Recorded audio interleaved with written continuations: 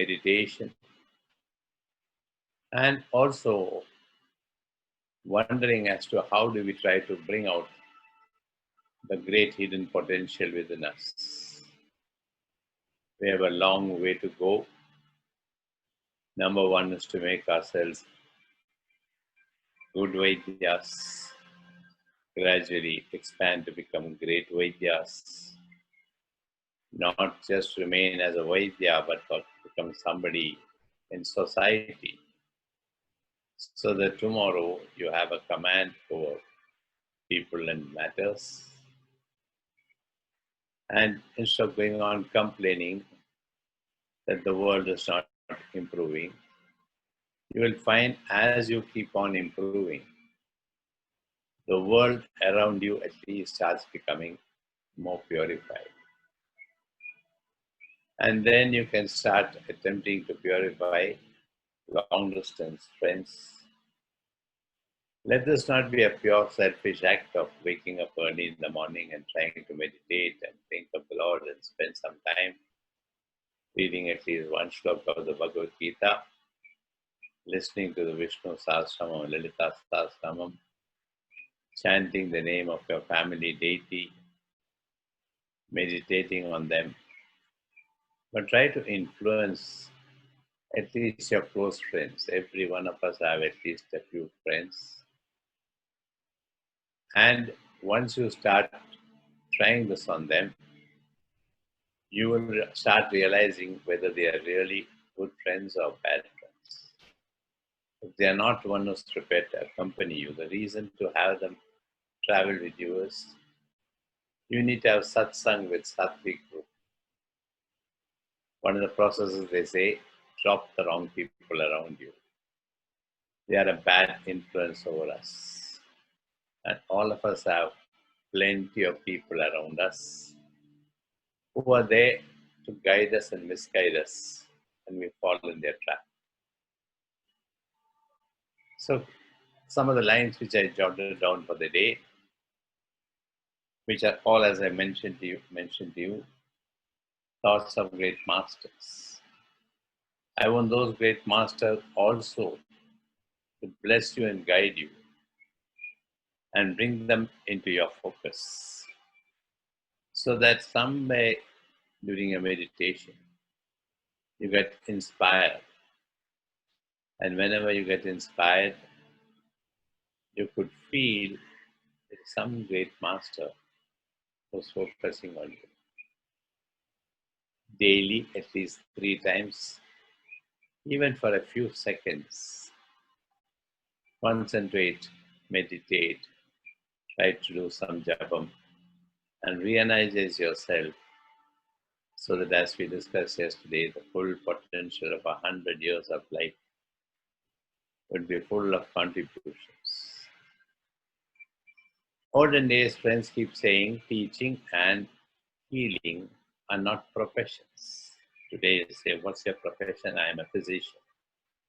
It is not a profession, it is a seva, where you're enlightening somebody with the knowledge that you gained from your ancestors and your own knowledge. More, I would say, from the samskar part than the bookish knowledge that you gain. That's more for your profession and livelihood. But here it should be something more of man-making. Swami Chinmayanji used to say, all of us are animal men. Then we improve ourselves into man-man, and through invoking the divine hidden powers within us, become God-men. So we need to reach that godly avastha. You really need to elevate yourself to that higher consciousness, which is what is expected of Vaidyas. The vast knowledge of Ayurveda, lying scattered as an ocean, cannot be mastered by anybody, but can be grasped by focusing on those texts. And what you need for the day, for the moment, for the patient who's sitting in front of you, it shall come to you more as an intuition than using a rational brain. And if you can invoke that intuitive power, Comparing your own self, you'll find as a young Vaidya when you started, with the little knowledge that we gained, with the little practical experience that we got exposed to, the prescriptions that we give are well appreciated, accepted, but sometimes doesn't work. And you wonder why. I always keep saying it's not the medicine, but the person behind the medicine who's more important and equally important that the patient needs to get healed. There is to be a heart-to-heart connection which is missing today. Reason is you have too many patients, you have too many complicated otherworldly issues. We've been blessed with plenty of cell phones, 2, 3, 4 phones. And by the time you get into all that, you lost your connection with the patient. Maybe your prescription is right. Maybe you diagnose the case properly, but that alone is not enough. The spiritual power within you has to come up. And as I mentioned, it was never a profession. It was a German poet who has written a verse which says, "Sweet is sleep, death is better, but it is better never to have been born at all." This is a message for your sleepy friends, to tell them it's beautiful to sleep. Death is still better, but best would have been not to be born. Remind them, as you got reminded, that you have been born for a purpose. And you need to find the purpose for which you came. And that purpose of yours has to come from within, not guided by somebody from outer world who says, do this, because they try to influence you, including your parents. But there's an inner call. And many times that's not here because you are muted. Unmute yourself. During meditation, try to concentrate and see if you could hear the inner voice. Great Vaidyas like P.S. Warrior, Pandit Shiva Sharma, Guruji, my father, these are all noble characters who stood for so many values and were in society respected highly, not for their medical acumen alone, but somebody who was looked upon to be guided for any social problems, any social national development issues. They were consulted. And this is what you should become. You need to become a local guide. You need to take charge of the society. You can't be an onlooker and keep complaining and saying everything is going wrong. Nothing can go wrong even if you desire that things have to go better. And you just do sankalpa for a second, like yesterday mentioned you, your power of intention. Instead of succumbing to society, come out of it and stand apart and say, no, this cannot happen. And you will see how slowly things are improving, at least around you. We are too small a fry to think of converting the whole world into a sattvic place.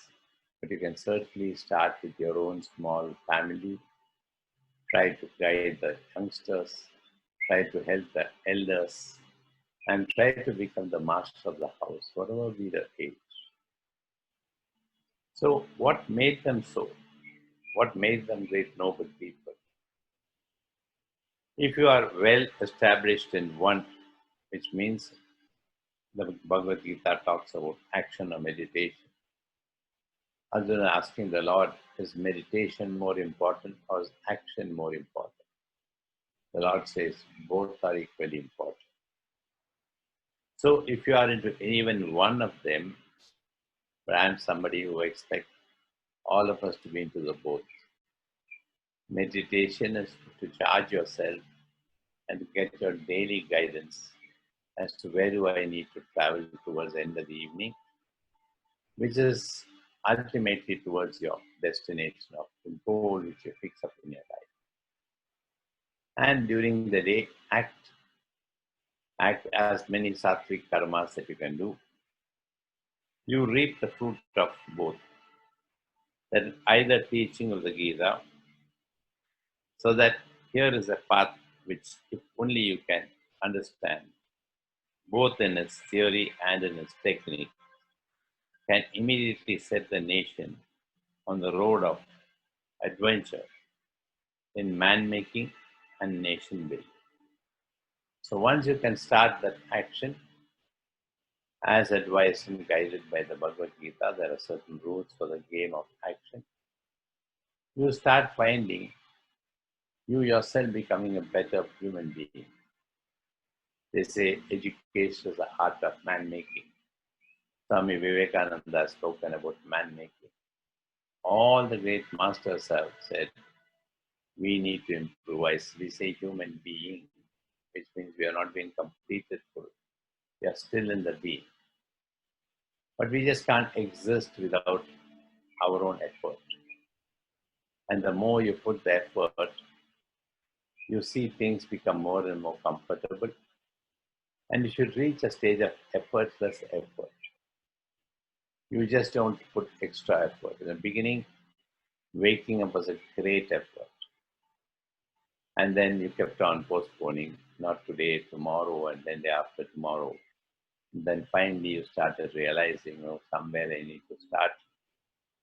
And then fortunately, you could start. Meditation you find is so distracting. And many students come and tell me, 1 week I've done it, but I don't find any change in me. Masters say maybe a whole lifetime you should meditate. Maybe in the next birth alone, you get the fruit of the meditation. So once you start doing that, you get the inner man-making art. And that takes you into the adventure, they say adventure. Like for my father, and by God's grace for me, life has been a beautiful adventure. The Lord tries to push you down the mountain, and then midway you get hold of some dry stick or dry tree. And holding on to it, you don't know whether to leave it or whether it will break. But far away you could see down below the earth, on the earth, lion standing to bite you. On the other side, on the treetop, you find there's a beehive which is dropping honey. So one side, you want to make your life sweet and nice. On the other side, you're scared of having the great fall. Doesn't matter. Pursue that. I told you, the more obstacles, the more blessed you are. The more you are being taken care of by the Lord. And once that adventure, road of adventure starts in man making and nation building. So as you contribute towards society, you are a part and parcel of nation making. Not only nation making, maybe global making. Today, with the great demand that we have for Ayurveda from world over, you get an opportunity to contribute more, which means you need to sacrifice more of your time, sacrifice more of your personal activities, may not be able to join the family on a picnic, may not be able to join the family for a meal in the hotel, or going for a film, or going around the mall. But you have a dharma which calls you. Maybe the time across the globe, on the other end of the world, is something different. You need to wake up in the middle of the night and guide, especially now you find more and more people losing faith in other systems, more and more people becoming more wanting Ayurveda more for themselves. So it's not a question of just discussing the case history and guiding them, but it's more of trying to educate them, enlighten them how to prevent, how to improve your health, how to live and how not to live. So nation building, out of which will come every other type of human excellence. And then you find your excellence of the human excellence which is lying hidden within you. The potential starts opening up. After a chat or a talk, there's a sense of satisfaction, a contentment that yes, I did well. And especially after that, when the patient or your customer or your friend messages you how wonderful it was talking to you. Mind you, don't fall for the trap of when they address and say, it was wonderful talking to you and spending time with you. So the Lord was speaking through you. Before you start the talk, think of the Lord for a second. There are beautiful mantras available where even without planning, the best and sweetest of words can come. Try to take a new text called Saundarya Lahari. 100 beautiful stotras, mantras, shlokas, whatever you can call, written by, composed by none else than Adi Shankaracharya. Each of those 100 shlokas are mantras. Each of those mantras, if chanted minimum number of times, and if you can get the next act of having yantras made, concentrate on that and chant minimum number. There were times when I used to go through terrible turbulence in life, wondering where do I look for guidance? Human guidance had its own selfish interest. Each one tried to pull you down and say best is to just shut up and keep quiet, which is not what we asked them for their opinion. But at the juncture, which direction should I take? Where should I proceed? Whom should I look for more guidance? And at that time, found many of these mantras, and it was a challenge. Some of them say daily chant 1,000 times. I used to get onto my stationary bike, have a mala in my hand. I tried going around taking a long walk, but then everybody wants to know what is that mala that you have in your hand? What is the mantra? Distraction after distraction. They don't even allow you to complete your round of walk. They don't allow you to complete your mala. But as you started chanting, you found a stage comes where it's called Ajapa Japam. I'm talking to you now. I'm concentrating more on my words with you. But within me, there is mantra chanting going on. It's called Ajapa Japam. And as you do that and progress, you find not only your physical health, but your inner health, the inner potential coming out with wonderful thoughts and ideas, new people coming into your life seeking new directions, people who really matter, and you feel having spoken to one of them is equal to having spoken to thousands of them. So that way, the human excellence in you starts blossoming. There is the roots and there are the fruits.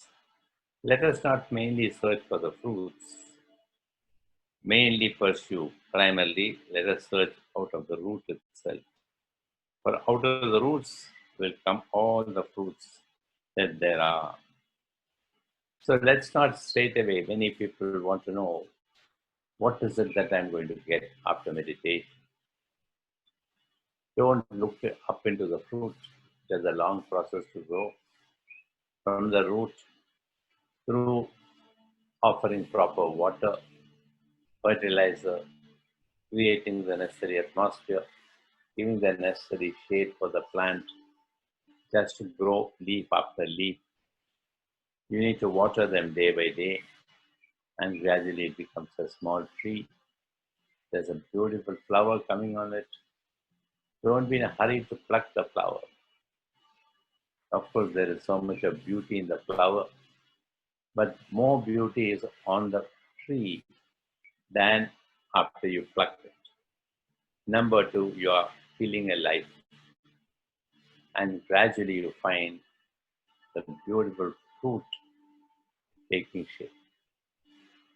A little more later, you find it falls on its own. and then you enjoy the taste of it.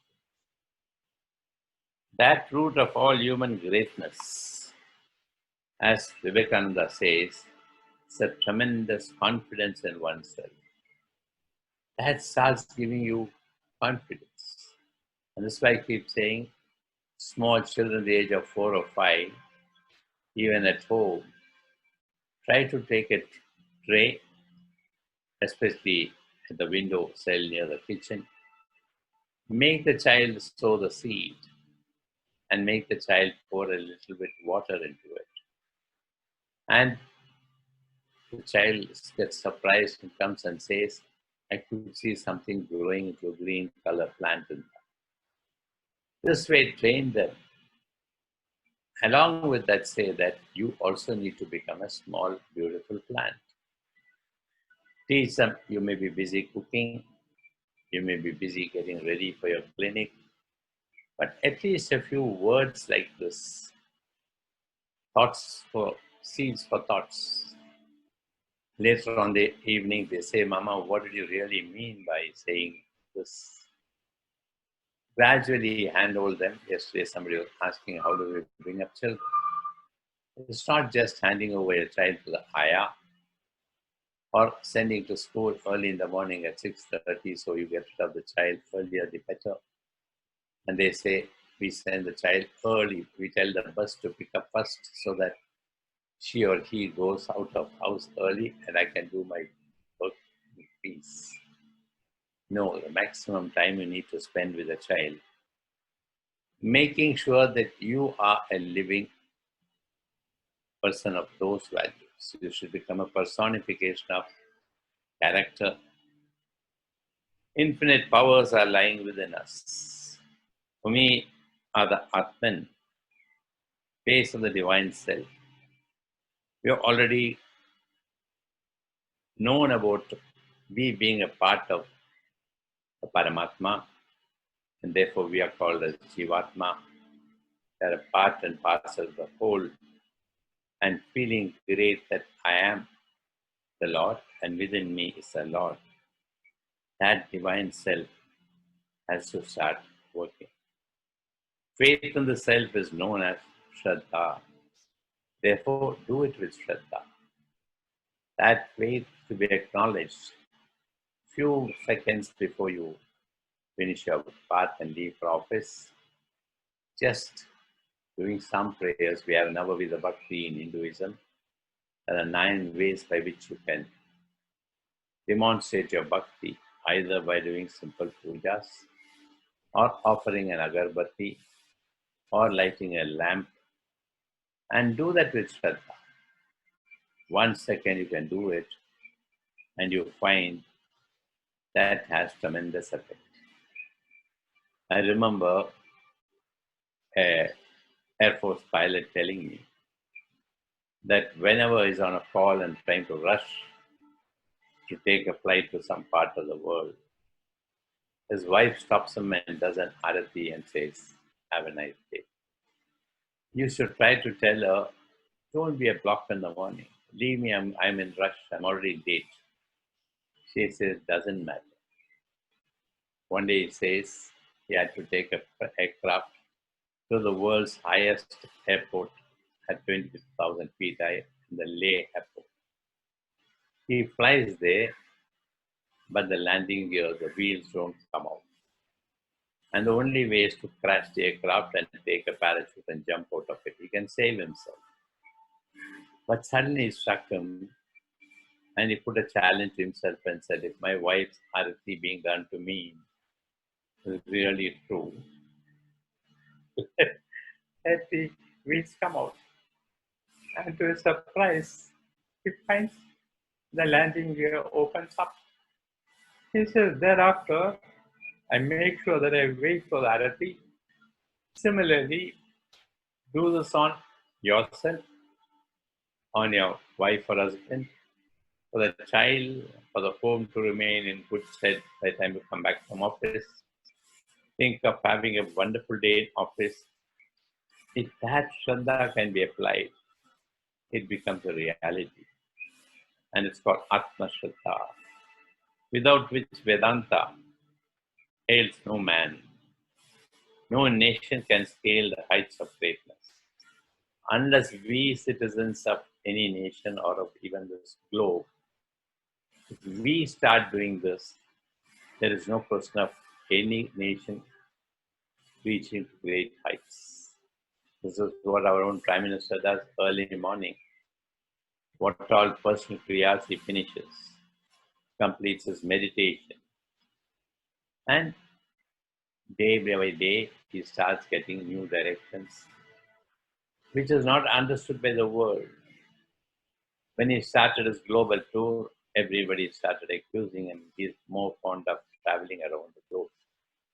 But those who are exposed to politics and know something about nation building, you know what a wonderful strategy it was, covering nation after nation. And when you need the support of those nations, even the most unfriendly nations, even the nations which were going out of our hands, started becoming supportive and friendly. Education and religion help man to manifest the power sleeping within us. Education should also do the same thing, not pumping knowledge into you, but education should do the man making art within you and religion as well. Doesn't matter which religion you belong to, all the religions have the same message. The destination is the same, to find peace and happiness. And for that, there are different paths. Doesn't matter which path you take. To manifest the power sleeping within a man, and you find that sleeping powers. You think after each stage, oh yes, I've achieved my best. But you find every day there's something more and more opening up in you. Life itself, it is the Kurukshetra. Bhagavad Gita is nothing but our own mind and heart. Within us, there is so much of clash, so much of confusion. You ask anybody, talk to them and ask them, why do you look so morose this morning? They say, we have a very, very difficult time going. What is it? If you're a true friend, sit with them even though you're in a hurry. Try to find out how do I help you. You have been fortunately blessed by going ahead of that friend in your man-making art. And then try to clarify that what the mind says is not really very important. But what your heart calls, go for that. And to go for a call of the heart, maybe you sacrifice the mind's direction. Maybe people around you say what you should have thought was right, you should have done that and not this. And thereby you start finding more and more people disagreeing with you. And I find the more people disagree with you, I don't believe in democracy. The more the objections come, you can take it for granted. They are wrong and you are right. But for that, you need the Atma, that confidence that is required.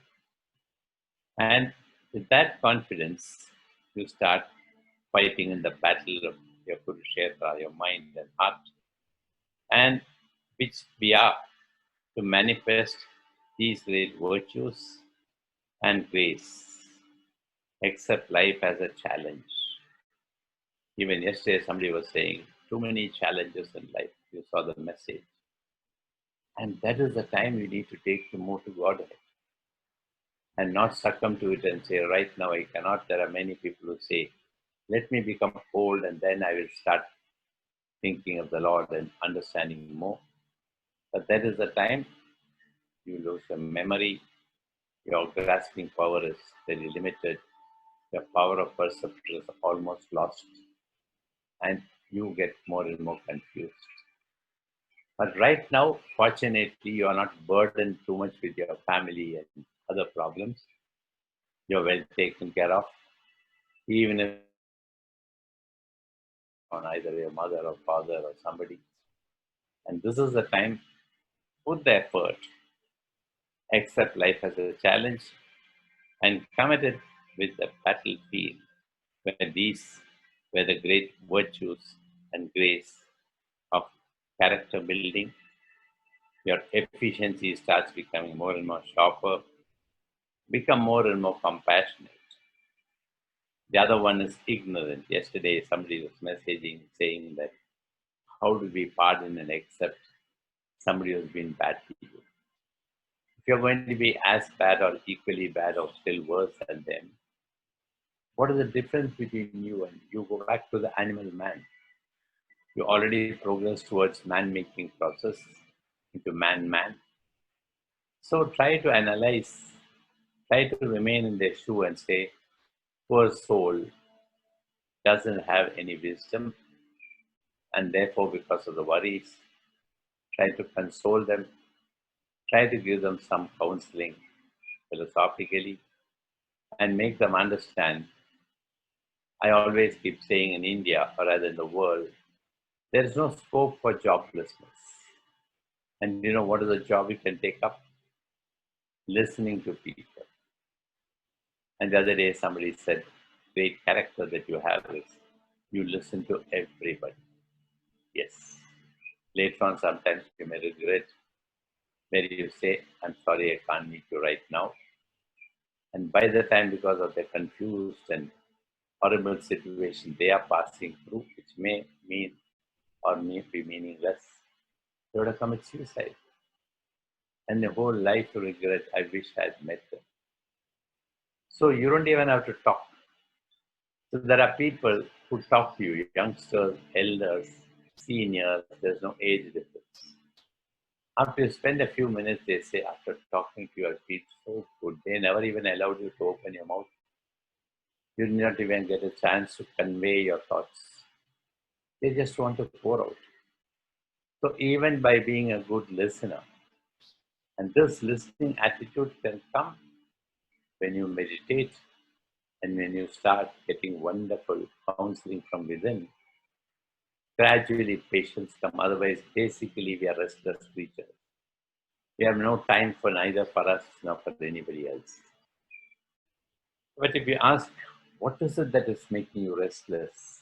You really don't know what is it. Something has been troubling you. This troubling clarity has to be removed.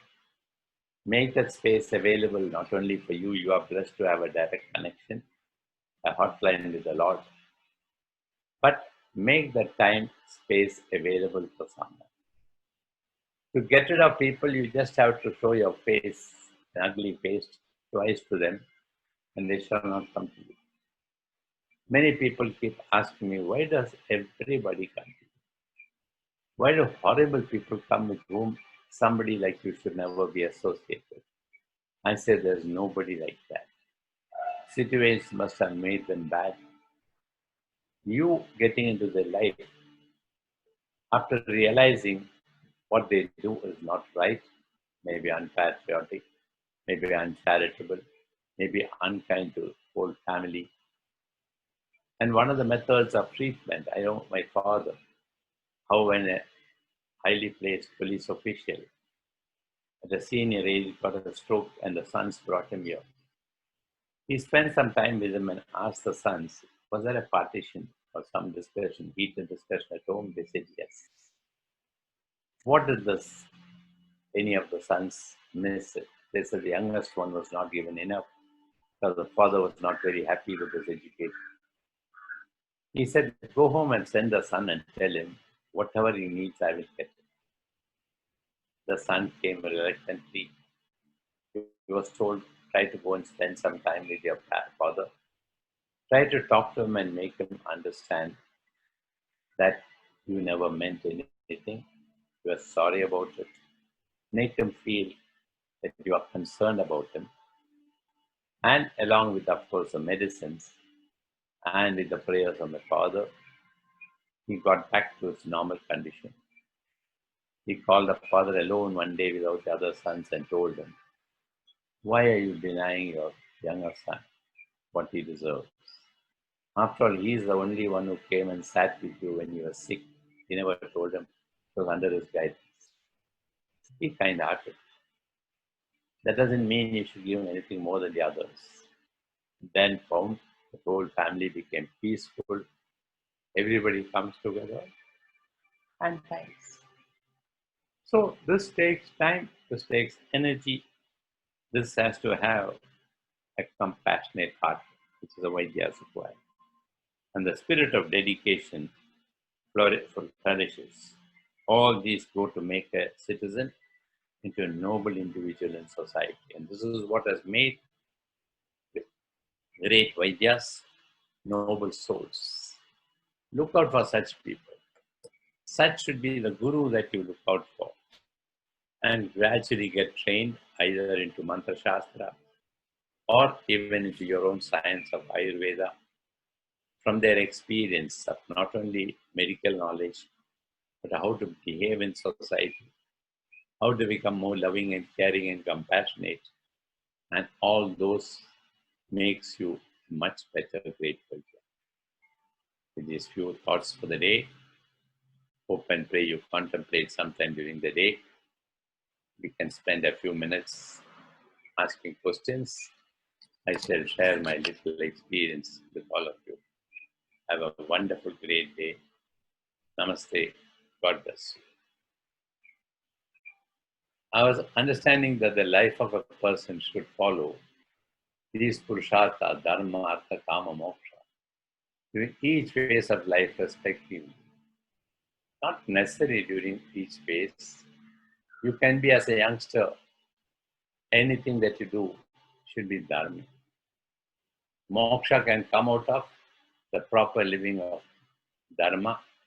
Artha should be earned the right way, like we mentioned yesterday. Kama for the right thing. And the highest kama should be for the Lord who made you, but for which you could not have had any desire for anything worldly. During each phase of life respectively, if you directly go for artha without practicing dharma first, we become a bad person, like you said yesterday. Exactly. Similarly, others. Then why do you say we should not wait for the old age to seek moksha? Not necessary. Moksha is not something which is in the outer world after death. People say, after death, I'm sure I'll get moksha. Who said so? Long time back, somebody said, I got moksha from Coca-Cola. Your addictions, you're being able to get yourself detached from that. Yourself not getting attached to it, and you get moksha in that. So, moksha should be experienced as a liberated soul, whereby you become a personification of a sample for others to follow. And earlier you get to know these things, you all are fortunate, or rather all of us are fortunate. There are so many who are not even aware of any of these great truths. We live in darkness and we perish as nothing. So all this has to be done earlier, and not necessary that you should wait for old age. But for some people it takes time. For example, I keep feeling bad. Had I been lucky enough, like many of you youngsters, to start on all these things much earlier in life, reading the Granthas and reading the texts. But the foundation was laid by my mother, by my father. Early morning, 3:30, and see my father sitting in front of the altar and reading the Bhagavatam. I used to wonder, why should he be doing this? After that, I see him reading the Sutrasthana and Avashtanga. During holidays, when friends are waiting with the bat ready to go to the field, my mother says, nothing doing. Until 10, you shall listen the Narayana, which neither makes head or tail. But all that is what has helped me in becoming whatever little I am, but later. But today, you have almost all the Upanishads translated to English, or rather to every language. On the YouTube, you can get wonderful speeches by great Mahatmas. And most of them you find a lady called Vishaka Hari, a young lady, gold medal chartered accountant, who opted to become a preacher. There's another youngster from London who's also a chartered accountant. but who gave up that profession to take to spiritual guidance. So these people live a dharmic life through which they earn the right artha, and their karma is to create a better world, and thereby they have already got moksha. How do we do Ajabajabam, Guruji? Keep on chanting, keep on doing japa. While you're sitting in the bus, people say, can we do this at night? Can we do this at daytime? All hours of the day are very good. Keep on repeating it. And once you're convinced in one, you find another mantra comes to you from another guru. As I said, you can't drop one and then take up to the other. Continue both. And gradually you find the first mantra takes a back seat. And as you discuss and talk, that japa is going on in every cell of your body. There doesn't have to be an order. I mix up. I got more than 10, 15 beautiful mantras got initiated. Sometime during the day, as many number as possible. And as you work, and I find the more I do these japas, my day becomes more beautiful.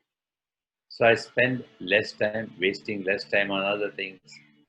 Maybe you're watching a film, so what? You're just entertaining your eyes. Maybe somebody told you it's beautiful, so to learn the moral of the cinema, you do that. But even there, and that's why in many people, many Swamijis, many gurus who find there's a Rudraksha rolled up the sleeves, which is what is called Smarani. Swami Chinmayanji told me this about a Smarani. Roll it down when you're sitting in the side seat and start chanting on that. It may have only 8 beats or 14 beats or some number. Keep on doing it. In the beginning, like a child, you are interested in counting and having a number of japa that you did. Then you lose count of it. Then you lose count of the number of mantras you have. And gradually you could feel the pulsation of the japa.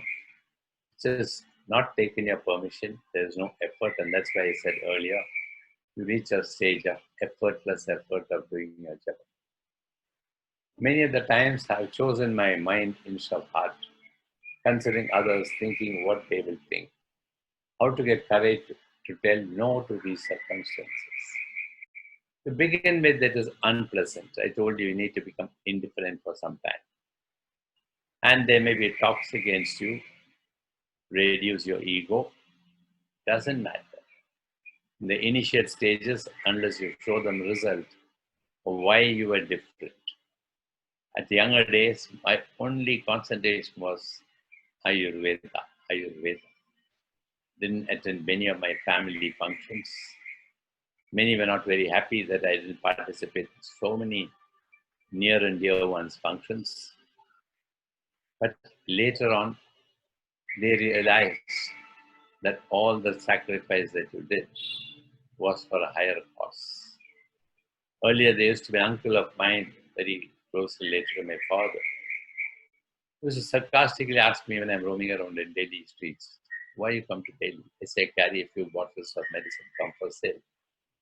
And I tell the wife and I tell the husband, I come to see Red Fort and Kutubina, which I'm yet to see actually. But when I got the Padma Shri, and when he was celebrating his 80th birthday, he comes all the way to invite and say, I want you to be there. I was late that afternoon. He waits for me.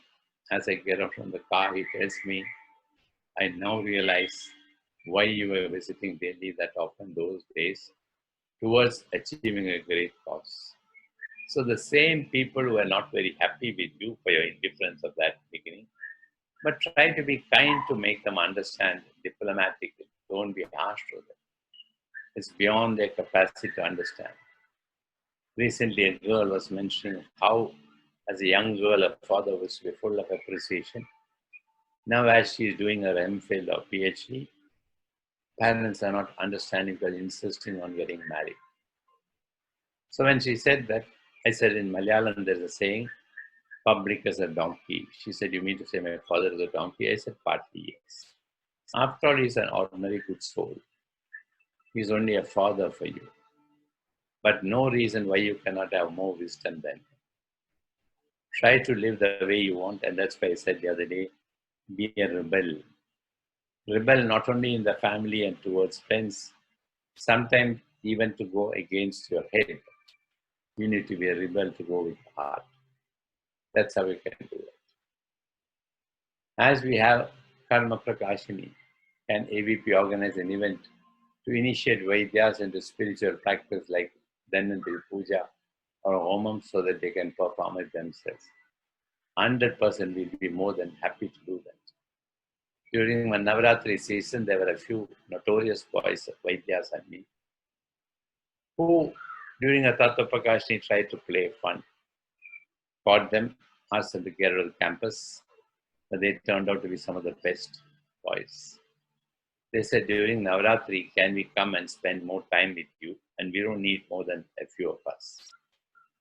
And we are given some wonderful name title for that camp. And those 9 days was beautiful.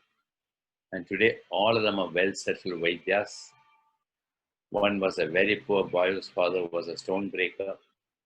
And that's why he said he was going through those sort of behaviors, transformed himself to a good Vaidya, married, settled, and in touch with all of them. And they say that was the turning point. So certainly we'll be more than happy for you to come, get trained into whatever practices you can.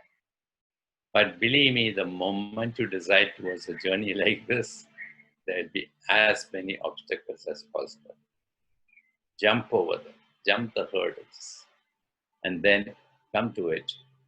And then you find you can turn the tide in your favor and against all of them who stood against you.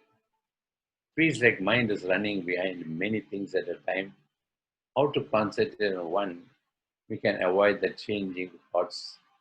When it's bad, if it's good, confused to select one in what to do in that case. Well, have your priorities listed out. There may be too many things, as I mentioned, make it a habit to list down. Doesn't matter what it is. Be honest. Be truthful. It's not a paper to be shown to somebody else. These are all my desires, and ask yourself, does this help me to become a better human being? Can this help me to become a better person who can be of helpful and supportive to others? Sacrifice the others. And the best thing you find is, all that you sacrificed, you get an opportunity to get it done much later. I find many of my so-called desires, foolish desires of young days are maturing now. Whereas some of the good thoughts of today happens today itself. Because at that time, your mind did not have power. And that's why I said renounce. Masters say, unburden yourself of so many things. Just list out. Very often I have a cleaning process in my room. And I myself find how many boxes of rubbish go out from here. And the more you give, the more you get. I'm gifted every day. Everything on my body is gifted by somebody or the other. How many kurtas can you wear? So I tell the boy, let's get rid of many dhotis and kurtas, maybe sometime 24 at a time. The sad part is you gave only 24. And that particular day, there are quite a few who come to invite you for their marriage. And each one brings one or two. And you find what you gave is 24. What you get back is 48. And that's why a stage comes where I keep saying, I'm scared of desiring. Suppose accidentally I desire for an elephant and somebody gives an elephant. Imagine my pathetic condition. So give up. List out what you think, and preferably list out something to do as the first priority where others can benefit through you more than your own personal interest. What are the 9 ways of puja? I shall talk to you about it tomorrow. There are Navavida Bhakti. Beautifully explained. And all of us, knowingly, unknowingly, are following some of them. Doing Pada Sevanam for your Guru is a type of puja. And that's why we say they do Pada Puja, which has of course become very mechanical and very showy these days. You call the whole town and try to tell them you have a wonderful Guru, and you make the Pandits chant all the pujas, not necessary. Even pouring 2 drops of water on his feet and doing a namaste and getting the blessing, offering a flower at his feet. Normal masters don't allow, but when they realize that you are a good soul, really wanting to be blessed, they permit you to do it. Serving society, it's another great puja. And like I said earlier, Bhagavad Gita says action and meditation, both are required. But are they sattvic acts? Are they for benefiting the world? Don't hesitate. That is also puja. But making you understand what the shloka says will give you more confidence of choosing the right pujas, which will give you definitely beautiful results. I've started Dhanvantari Mantra Java. Is there any specific do's and don'ts for the Mantra Java and the correct method? My humble suggestion is try to get it as a Upadesha. Today, tapes and CDs and whatever you call them are all available. Any mantra, Kanakadara Stotra, this Stotra, that Stotra. Reading it or just mere taping it and listening and learning from the tape doesn't help. There should be somebody who experienced it, has the anubhav of having chanted the mantra. And then you say, where do I go and find a person to get it? Intensify your desire. I need to get this. And somebody will walk into your life and say, would you like to take this from me? That way, when you take it, there is already a great effect by the Guru's mantra jabam done. Their transfers, like a father transferring some part of the wealth to the child. The Guru parts certain amount of the punya that he has earned, and they have plenty of it. And they're going on adding more and more japam and adding it. And that's why it's not given in bulk. At one Tattva Prakashni, I remember a student of our own college was fortunate to get a great guru and got initiated into all the beautiful practices. I said, why didn't you initiate 10 students from the crowd? He said, I'm not supposed. I said, it doesn't matter. Forget all the old past methods. Today, more and more are looking, less and less gurus are available. And a girl starts crying so much after receiving it. I thought maybe she was so happy that she got it without asking. And then realized she was so sad that she got a mantra upadesha, which means the devil within you will never allow you to accept it. And this is why calm yourself, meditate yourself, become more sattvic, desire for sattvic desires up, and then you find you get the mantra. How one will experience your karma before death itself, which is true by the way. I have this doubt since my childhood that some people used to say, based on our deeds, we will go to heaven or hell after your death. Not necessary. You are already in heaven or already in hell. People say, my life is a hell. It's a mental attitude. My mind is in heaven. It's a mental attitude. Not let anything happen. Doesn't matter. Doesn't bother me. Ultimately, you realize everything is for good. Some cleansing is done by the Lord, which may not be to your taste, and you feel, oh my God, what terrible times I'm going through. Not at all. That faith in the Lord, that anything that He does. So don't wait till the end of your life to choose between heaven and hell. Many times we have the wrong interpretations, we have the wrong understanding, superstitious beliefs, like moksha is attained after life. Moksha is to be attained while you're alive, while you're young and energetic, while your brain and your senses are in good condition. That time, getting liberated makes you feel eternally happy. There's no break in your happiness. Things can go wrong, but nothing can go wrong with you. Some people used to say based on it, but some will say you will experience your karma before death. Yes, in Kali Yugam it is instantaneous. You do it today, and that's why you find today how many so-called big people are behind bars. Why? Their own actions of this life. Early days you had Anumanam and Upamanam and all those things, but today everything is demonstrable, scientific era. And so you try something, but we are not conscious and we are not aware, and we say, poor man, I know him so well, such a wonderful soul. There's no reason why he should be suffering. Those who are realized spiritually, you don't have to make fun of them or be sarcastic about them, but fully well you know they had laid their own foundation, they had sowed the seed, and you reap what you sow.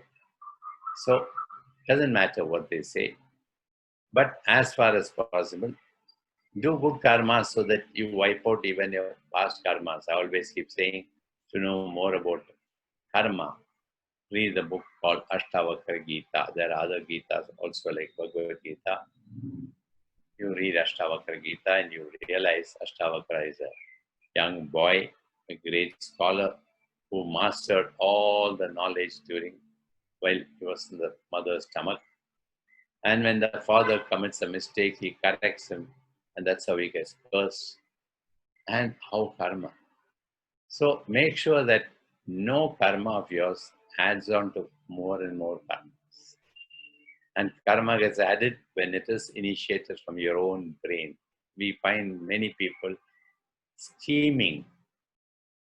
Today, when somebody comes smiling and say, just came to say hi to you, never happens. Today, man is so business-like. Nobody comes to say hello. Best is to save time and say, tell me, what exactly can I do for you? No, I came for a small favor. There comes it. But your action should be, somebody did not tell you they have a problem. You heard about it. Call up and tell them, I heard, so can I help you? They'll get a shock. Maybe they're a misunderstanding that you were not very happy with it. That's why my father taught me a great lesson in life. This is such a great blessing which you can't get in Harvard or MBA. People who harmed you in life, lick them and kill them with love. And you find what a wonderful happening happens. That wipes out a ton of your past Nisha karmas. So you will definitely experience it. But let it not be a part of the threat saying you will realize what you're going to go through for the karmas you did. Your good karma might not be understood. Somebody wanted you to do something for them, but you had to do something better for somebody else. And so they get angry and they say, your karma will see to it. It doesn't matter. I have a wonderful relationship with the Lord. He will take up my karmas. Thank you for the wonderful day. I have this doubt since my childhood that some people, it's over. So we see you tomorrow morning. Have a nice day. May you have a beautiful day of beautiful mystical experiences, and try to note it down in your mind. Englishmen and anybody other than India have a habit of saying thank you for everything. We wonder why. Thank you. Thank you. Give a glass of water. Only in India we are great philosophers. We are neither orally say thank you, nor grateful to them for having done anything for you. Change your habits. Good luck. God bless you. Namaste. Thank you, sir.